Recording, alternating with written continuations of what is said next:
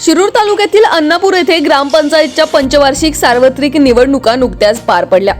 अनुसूचित जमातीसाठी राखीव असलेल्या व अटीतटीच्या झालेल्या या निवडणुकीत दीपिका राहुल शिंदे या लोकनियुक्त सरपंच म्हणून आधीच निवडून आलेल्या होत्या। तर गुरुवार दिनांक 23 नोव्हेंबर 2023 रोजी उपसरपंच पदाची निवडणूक झाली। त्यासाठी मनीषा संतोष शिंदे यांचा एकमेव अर्ज आल्याने त्यांची बिनविरोध निवड झाली। यासाठी निवडणूक निरीक्षक व नायब तहसीलदार सुवर्णा खरमाटे यांनी काम पाहिले। या मीटिंगच्या अध्यक्षस्थानी सरपंच दीपिका शिंदे होत्या, तर सचिव म्हणून ग्रामसेवक शेळके यांनी काम पाहिले। यावेळी नवनियुक्त सदस्य अंबादास कुरंदळे, शंकर रासकर, केशव शिंदे, वैष्णव इसवे, भाऊसाहेब पवार, शुभांगी पवार, रेखा घावटे, कांचन घावटे, सविता कुरंदळे, सीमा माने उपस्थित होते। नूतन सरपंच व उपसरपंच यांनी यावेळी आपला आवाजशी बोलताना सांगितले की निवडणूक ही निवडणुकीच्या ठिकाणी होती, त्यात आरोप प्रत्यारोप होतच राहतात, परंतु आता आम्ही सर्व ग्रामस्थांना विचारात घेऊन गावच्या विकासासाठी काम करणार आहोत।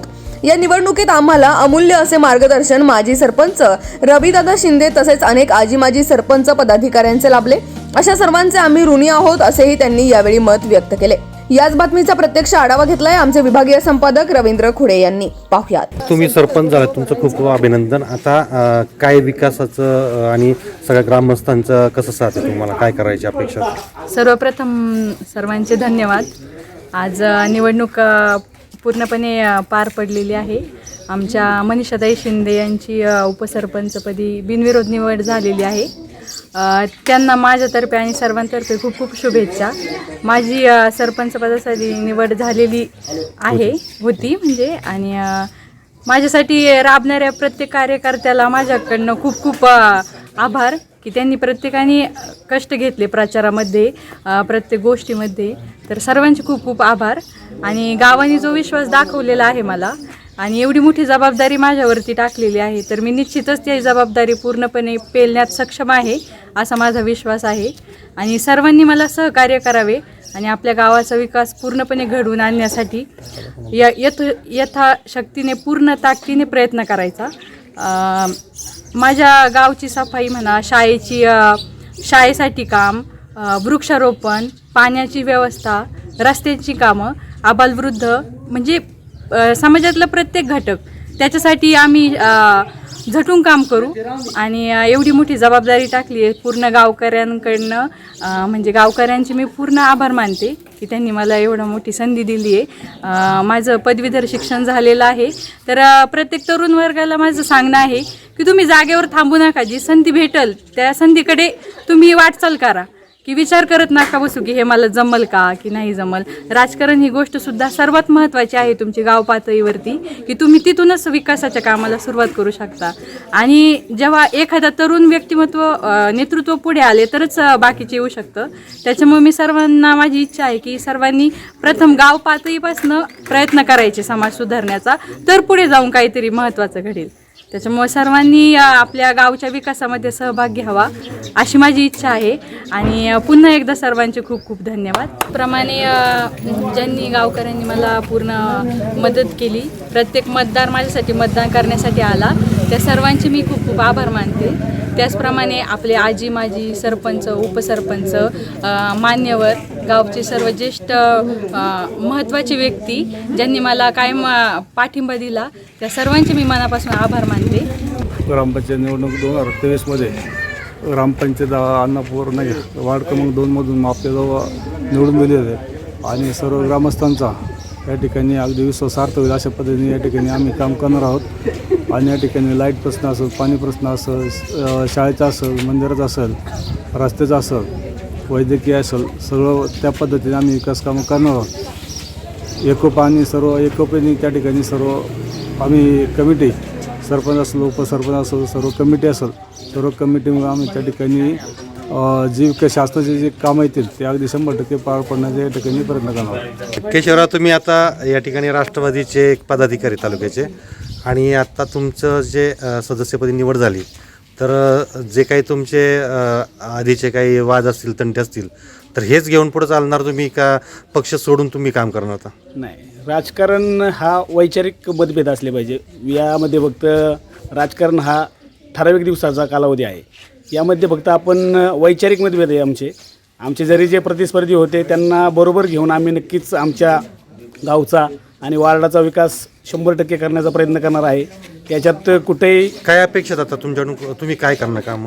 आत्ता वार्डमध्ये आमच्या 2 वर्ष म्हणजे सरपंच पण होते किरण शेठ, आणि आत्ता नवीन आम्हाला जी संधी मिळाली, भरपूर कामं झालेली आहेत, पण जी उर्वरित जी कामं आहेत, रस्त्याची असतील, गटर लाईन असेल, सभामंडप असेल, ती सगळं सरपंच दीपिकाताई आणि उपसरपंच मनीषाताई यांच्या माध्यमातून आम्ही पूर्ण करण्याचा नक्कीच प्रयत्न करणार. सलीम भाई, आपण या ठिकाणी तंटामुक्तीचे सोनी संघवीचे अध्यक्ष आहेत, तर आपण शुभेच्छा द्यायला काय सांगाल?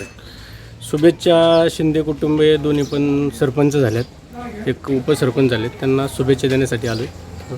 आपण उपसरपंच म्हणून या ठिकाणी कार्यकाल सांभाळला आहे, तर ह्या प्रक्रियेमध्ये तुमची प्रमुख भूमिका होती.